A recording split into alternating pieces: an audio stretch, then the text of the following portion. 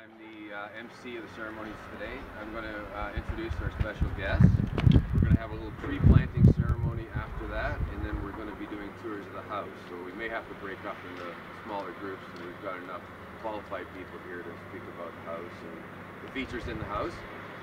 First of all, I'd like to thank the Honourable Diana Blonsky for coming out today. She's our MP for Nose Hill, and she's also Minister of State. Minister of State. For seniors. That's not you. I'm getting that way after this. The last few weeks, I'm feeling a little bit older. And I'd also like to introduce Michael Kerfoot and Kim Walton. They're our team, designers and builders for the house. They put a huge amount of effort, and we benefited hugely from their experience over many years in building houses like this. This is one step forward in net zero homes and in high energy efficiency homes.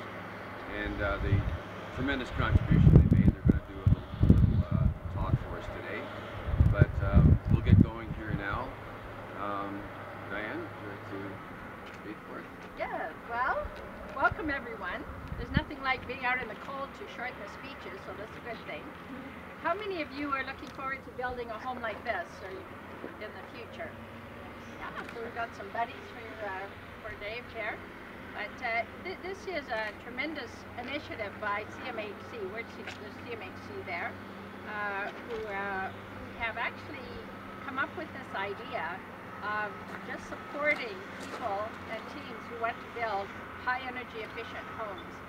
You know, we talk a lot about energy efficiency and footprint reduction, and here are some people that are actually doing something about it, and they come from government, so that's always interesting, but also have really worked with some great people like Michael and Dave and others that are serious about this and are putting their own lifestyle where their mouth is, so to speak. So that's very inspiring. So I just want to be here to congratulate CMHC, the people here who are intending to walk this pathway. I know we're really excited about seeing this, the details of this project, and it's going to be, I think, a start of really a lot of inspiration for other families and communities in our city here, our province, and right across the country. So congratulations to everyone. I have a plaque. Is the plaque now? Mm-hmm. Oh, the plaque is coming. But we just thought it'd be nice to have a little plaque. I don't know where you're going to fix it. It'll go good with the green though. It'll look very good in the green. And just to commemorate this time, because it really is a groundbreaking, trail-breaking initiative, and that's what Calgary's known for, right? Breaking new trails. We're the innovators. All right, here we go. Oh, it does have green on it. So Dave, just on behalf of CMHC and the Minister, Diane Finley, who is the Minister of CMHC, just wanted to give you that little plaque so that you'll always be able to celebrate this time with a visual recommendation or a visual depiction of what you do. It'll be a great reminder. Yeah. Okay, great. Thank you very much. All the best.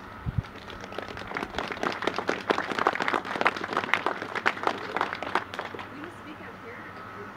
Out here. Out here? We're going to get everybody. Good. Okay. All right, so yeah, it's, first of all, greetings to one and all. My name is Michael. And I'm This is Kim. Kim.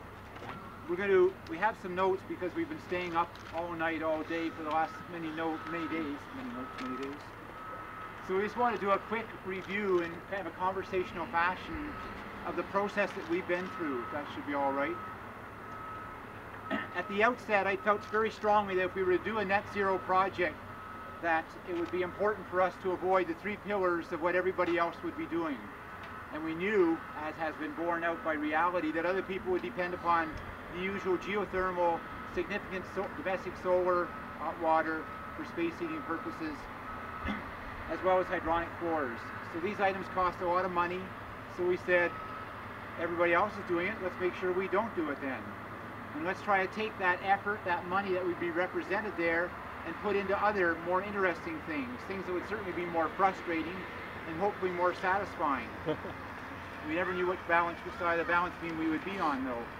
So we just wanted to do a brief look at some of our explorations, encapsulate some of the things that we tried to embrace here, some of which we stumbled over, and you can judge as you wander through the house how successful or not we might have been in them. We'll do this in kind of a conversational manner, perhaps, and so Kim will start off and explore one of them.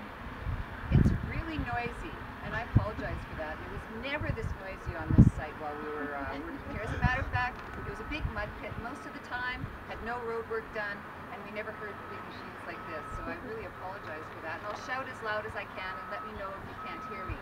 So we're going to start by talking about 10 things that Michael really came up with.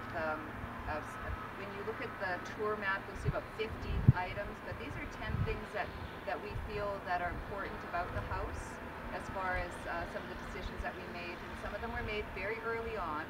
And one of the things that came up from our first charrette, which was 3 years ago, was that we wanted even higher insulation for walls. Often we'll build walls that are about R40, and we decided that we wanted to get an R60 wall, which is not that easy to do. There's not a lot of products that will just give you R60. So we would normally just use cellulose fiber.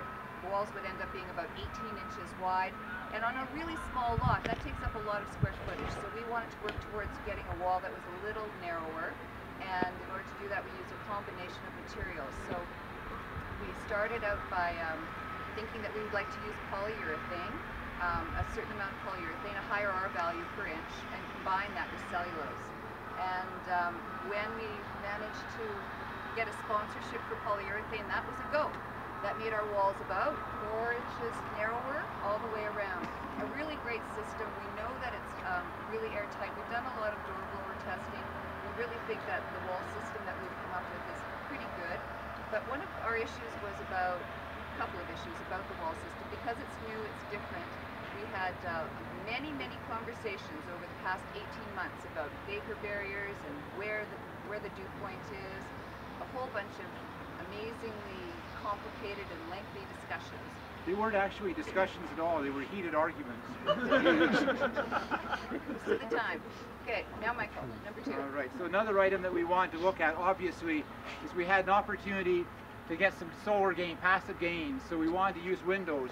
And for decades, we've used decent windows. We've used triple glaze, double OE, argon filled, all that kind of usual thing. So that's been our standard fallback. But you know, a while ago, all this stuff was much more avant-garde, much more out there. The government was supporting it much more.